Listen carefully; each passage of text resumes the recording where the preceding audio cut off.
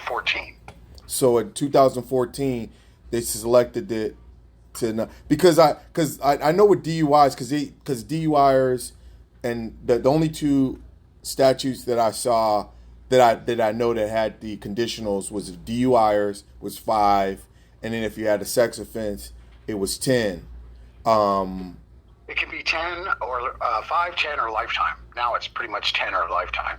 10 or lifetime, so there's no 5 anymore for sex There might offenders. be a 5, maybe, but it would be, Because I don't know the what only that would be. 5 I saw was for DUIers because it's Right. the highest level you go, and once you get that felony DUI, it's a conditional release on it, and Right. then you have to submit to a breathalyzer GPS deal Yeah. once a year where they track you for a week, and then they whatever. Because I know a guy that was on it that was I saw it. I was in Anoka County workhouse and I saw him and he was going in to get the GPS monitor breathalyzer deal put on his leg, and it was that year or that time. When I got locked up, they didn't have any conditional release for DUIers. That started about a couple of years into my bit, and then now I think they're starting to put domestic assaults, multiple domestic assaults on conditional release. Murder also goes on conditional release. Yeah, I just had a discussion with Islam that was in Faribault with us, and he's getting ready to get out, and Yep. he's slowly getting down, and he's saying next year sometime they're going to let him out. But my question to him was whether or not they were going to use his because he has a possibility of parole, but I Right. was always under the assumption that if you were convicted of murder and you were on a possibility parole, then you were on lifetime parole. So no matter what, your whole life, even when you get out, if you did something, they can send you back based on that parole. Well, no, if this is one of those older sentences, right? Let's say you got sentenced to 40 years, 30 years ago, right? And so 30 years ago, you got sentenced to 40 years, and your 2/3 is up, and you qualify for parole. Then when you're out, you're out. When you're done with your parole, with your sentence, you're done with your sentence. They can't add more parole to your time. Okay. They can't do that. Now Okay. they can do it with probation things, and the weird part is just real quickly. I'll do this as fast as I can about conditional release. When I got locked up, it was concurrent. So you served your time, and then whatever time they gave you on conditional release ran out after your sentence, right? So if you let's say you got 12 years, when you're all done with your 12 years and should go on paper, and you got a 10-year conditional release, you'd only have 6 years left, right? Okay. So actually, you'd be the 2/3 or whatever it was, the third that you would not do. So 4 years. So 4 years would get. So then they changed it. What happened was a dude got violated on his conditional release terms, but not on his parole terms. And he said, you can't, is the case is Cote versus Roy. You can't hold you can't hold a person up against two standards on release. And the court said, you're right. So what we're going to do is we're no longer going to let it run concurrent. It'll run consecutive. However, when you're, like in my case, I just finished my 13-year bit, and I've been out for 4 years and 3 months. So 4 years and 3 months just got subtracted off my conditional release.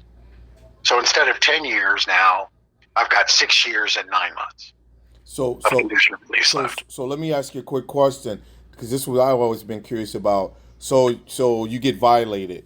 Does it Yep. start back over again? Yep. So And so it they starts can, back over. You get a whole nother. So you done completed 4, but that doesn't count anymore if you committed just say an infraction. You get sent. well, I don't know about that. I don't know. I can't say positive about that, but I do know that because the conditional release is hanging over your head, what the judges made clear was that if you violate and go back to prison, if you do something that merits you going back to prison, which is crazy in Hennepin County, right? Hmm. But they can sentence you so in other words, let's say you do something, send you back to prison for normally 3 years, but you're on conditional release, right? Yeah. They can put you in for the entire 10. So let's just clarify this. Are we talking about new offenses? Or are we talking about infractions within your offense? New offenses. So you could so he's not gonna. So if I go in on an infraction, I was not accountable for my time for whatever reason. Well, they can appeal to the HRU and say, which is a kangaroo court anyway. They can appeal to the HRU and say, well, he's a bad person and he was bad and we gave him a shot. We think he should stay in prison for the 10 years. And the guy can certainly say, yeah, but leave him in there for 10 years. Okay, so at any particular time during this conditional release situation, you can have to, say if it's whatever, because I don't know what the parameters are on infractions, because I know that being on ISR, they change all the time. They change all the time. Is that based on the PO, or is that based on just? It's based on the PO. Okay, because the DOC is basically giving you a list of requirements that you have to fulfill, and then the PO's coming in, adding his emotional state to. Well, he could say, well, like I said, my phone. When I was working at the University of Minnesota, I would sit there and sometimes we had a little quiet time, so I would check my news. Right, I would go to the news. I didn't know that guys were using BuzzFeed to get access to Instagram. I had no idea about that. None whatsoever. I like BuzzFeed because it's news, right? So I'm looking at the news, and they tell me that that's happening. And so I kept trying to say, look, I'm not trying to do anything. I'm happy to bring my phone down there. You could dig it apart. I don't care. I'm just trying to watch the news. Well, he got mad because I told the forensics person that my PO basically, he literally said, my responsibility stops with telling you that there are red flags. So I told his coworker that that's what he said, and he lost his fucking mind. So within 2 weeks, all of a sudden I have a violation. Supposedly I typed in, and I'm telling you, man, I hate texting. I hate the whole thing. Supposedly I typed in http www.instagram.com Gorilla Glue skit to go watch the Gorilla Glue sketch from Saturday Night Live on my phone. Yeah. And so to do that, now I have to call him every 30 days, and I had to take the anger management class. And he wrote a 3-page memo about my sarcasm. Yeah, I mean, it's really getting right so beyond any, it's being, so you did not text me. So let's just clarify that. I did text you back with the time, and you said okay to maybe something else different. To clarify, you said good morning, Richard. This is about this would you text me okay about the confirmation about Richard and the film club, but no, you didn't text me. You didn't text me back about about the 4 p.m. today. For some reason you were the only person I didn't confirm it with. So because what happens is, because of that whole Instagram nonsense, right? The BuzzFeed stuff. Yeah. Here's what I use my phone for. I use my data on my phone. I reduced my data usage to almost nothing. Seriously, it's like I think I have 3 gigs a month, which I never use. Some phones insist on accessing data to send text. Some phones don't, some providers. Sometimes your messages come across without my data being turned on, and sometimes they don't. Okay. So all I use my phone for at this point is directions, or if I'm in a store to load a QR code for a discount or something like that. But other than that, I don't look at the news. I don't look at my email. I don't do jack shit with my phone. I don't want to get in trouble for something I didn't do, man. I've been down that road. I'm not doing that again. Okay, so. And it doesn't matter what I say, because here's the thing. When I asked my PO, can I see a copy of this report from your forensics people? He said, no. I said, well, how do I give that to an attorney? Because the first thing they tell you on a violation is, I waive my right to an attorney. Yeah. So if I can't see it, or give it to my attorney, then how can they defend me? Right. So he said, no, you can't have it. And I said, well, can I see, once I start the anger management class, I want to be able to show the facilitator what it is that you're saying, my behavior that's angry, and maybe we can figure it out together. And he said, no, you don't get a copy of that either. Yeah. So you can see my thing is I stay away from anything that looks like an electric rail. What's your Electric rail is like a train, when a train is run on electricity and the electric rail's hot. Yeah, that third rail. The third rail, that's right. Yeah, third rail. Yeah. Yeah, and to me, we need to go.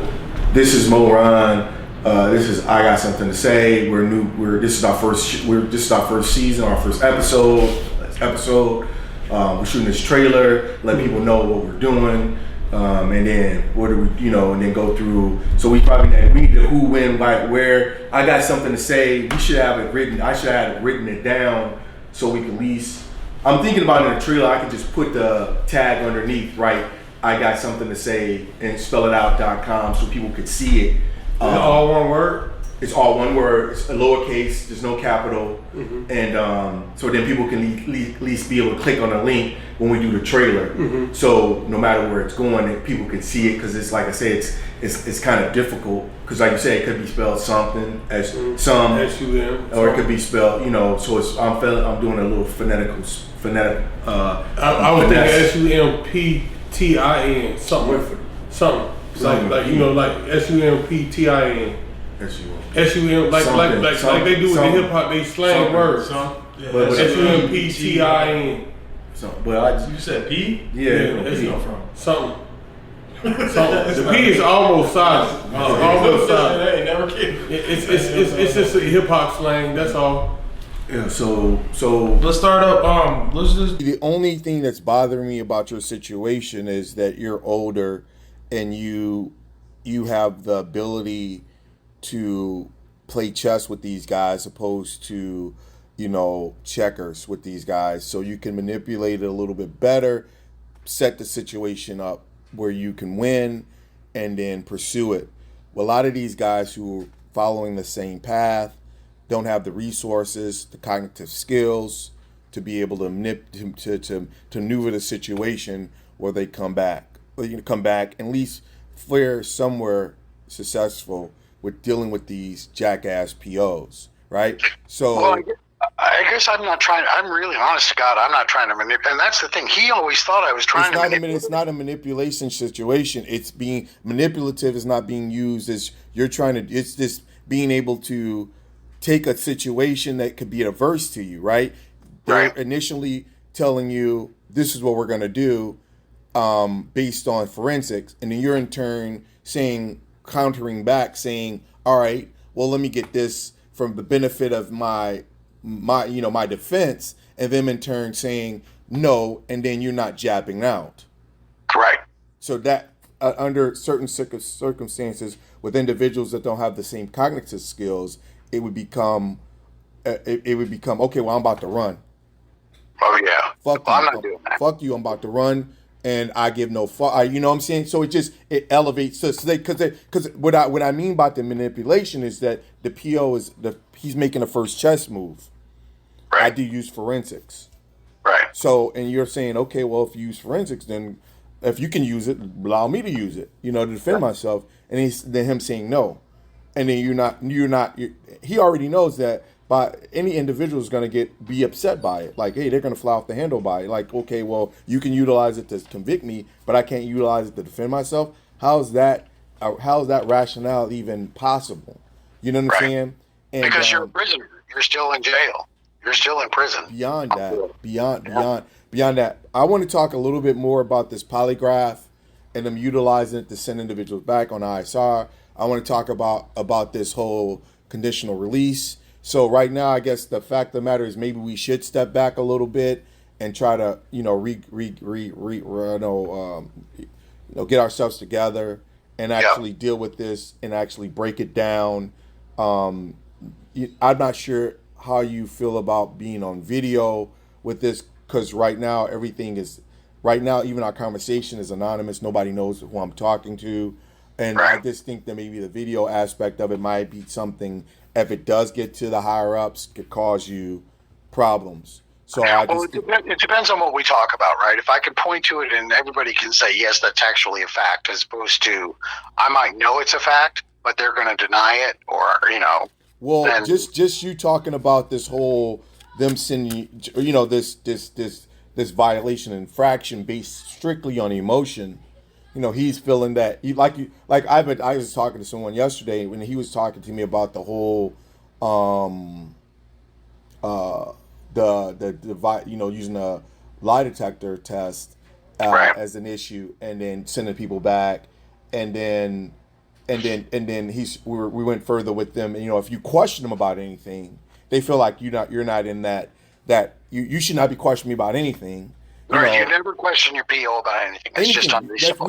We already had that discussion. If you ask him something that he feels as though, like, why are you even asking me this? You know what I'm saying? I control whether or not you are out.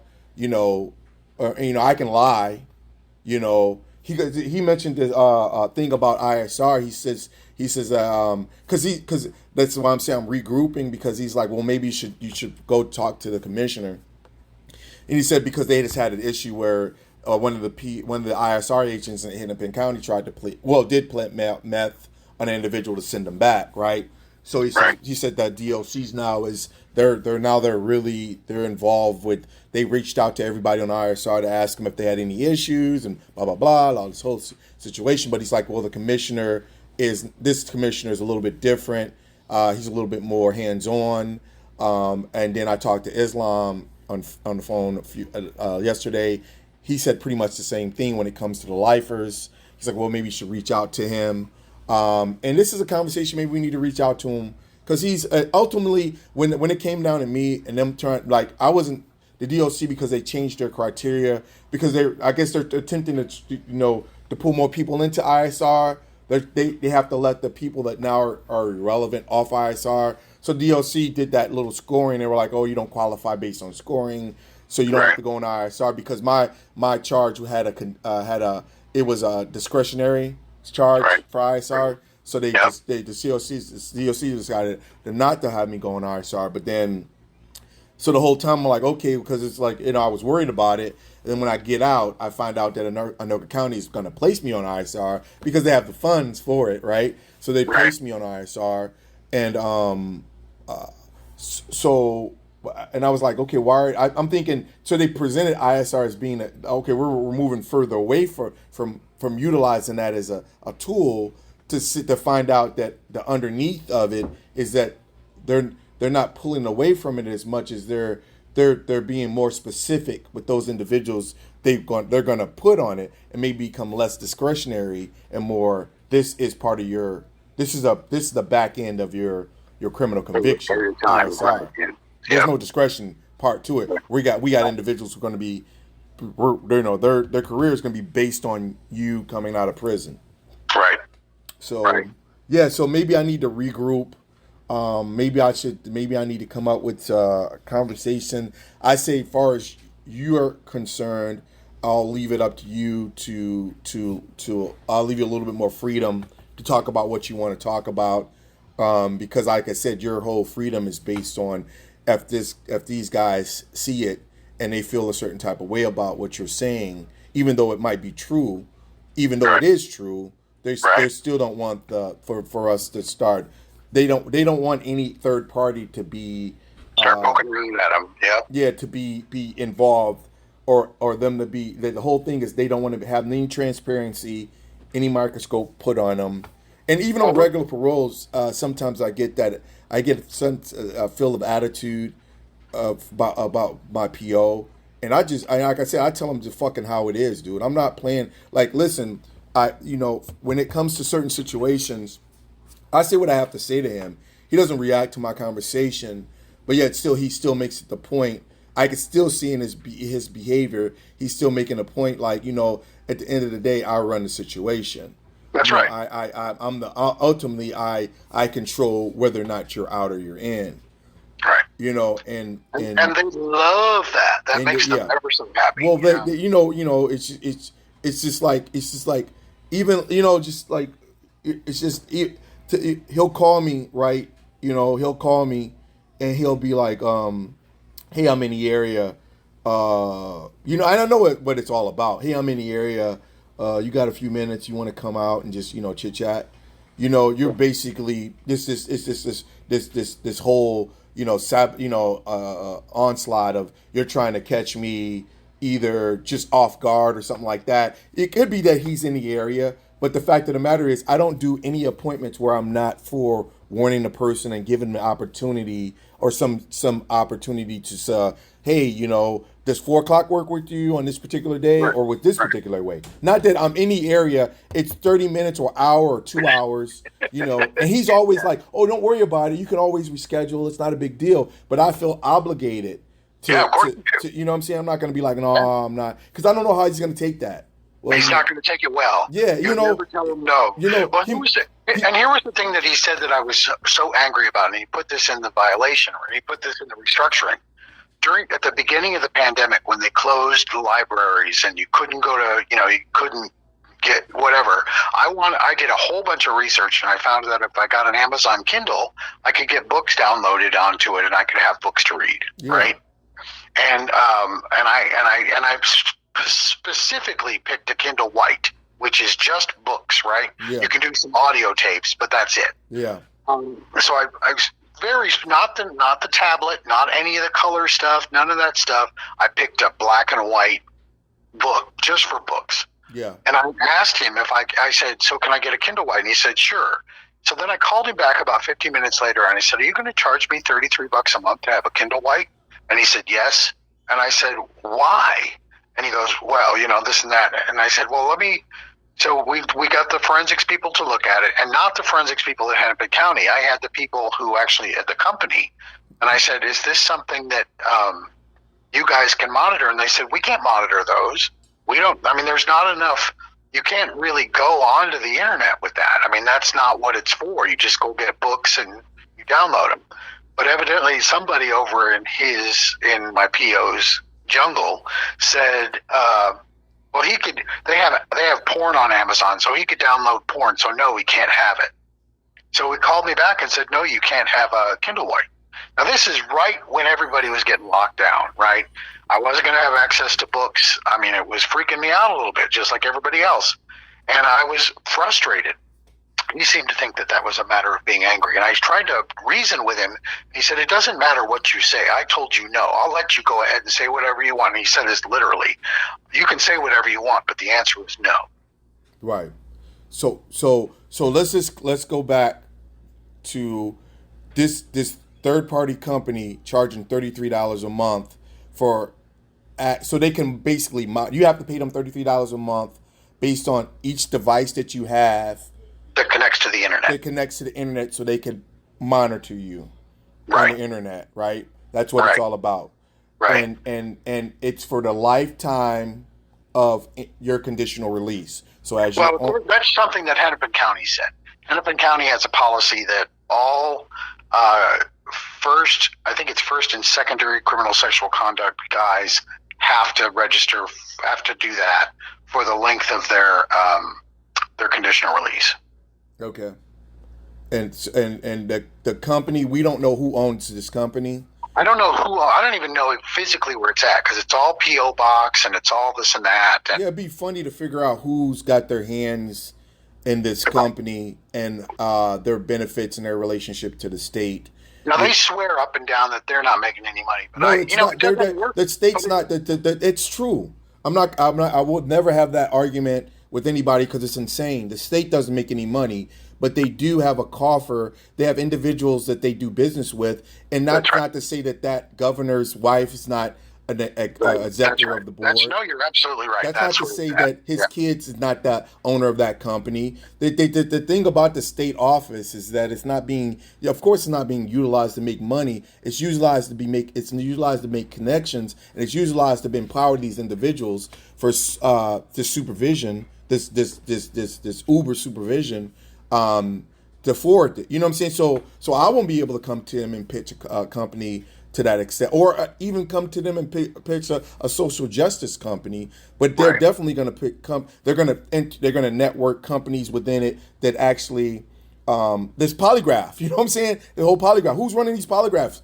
You know, because polygraphs, from my understanding, has not been admissible in court. But as of 2019, polygraphs are admissible in court based on a judge allowing it for your defense. You can the judge if it could be see, they did the opposite. They reversed it, right? So instead of being utilized to convict you, you can use a polygraph if it could prove your innocence. Oh, okay. So it sounds good, don't it? So immediately people because I know how those work. I've taken several of them. So yeah, I know how they work. So the ISR ran up and said, you know what? Well, the people who run sex offenders level 3 ran up and said, hey, we're going to utilize the polygraph. Since now it's admissible, we're going to utilize it as a mechanism to ask all these incriminating questions. And if you fail the question, not only going to be put back on ISR, you're going to go back. You can actually go to prison based on these questions. Well, absolutely. There's no question about it. I have no guys that got sent back to prison for that. Right. So there was one. I know one cat in one of the treatment things that I was at that, and I'm not kidding about this. He completed Lino Lake successfully. When he got out, his PO didn't think he was. He didn't think it was successful. She didn't think it was successful. Had him do a polygraph. He failed the polygraph, and she put it back into treatment. And because of health issues and so on and so forth, it took him nearly another 6 years to get out of treatment when he was been on the outside. So he spent over 8 years in treatment. Yeah, there we go again. Who's benefiting for this programming? You know, and it's people, like, a lot of people don't understand programming is a large part of your day.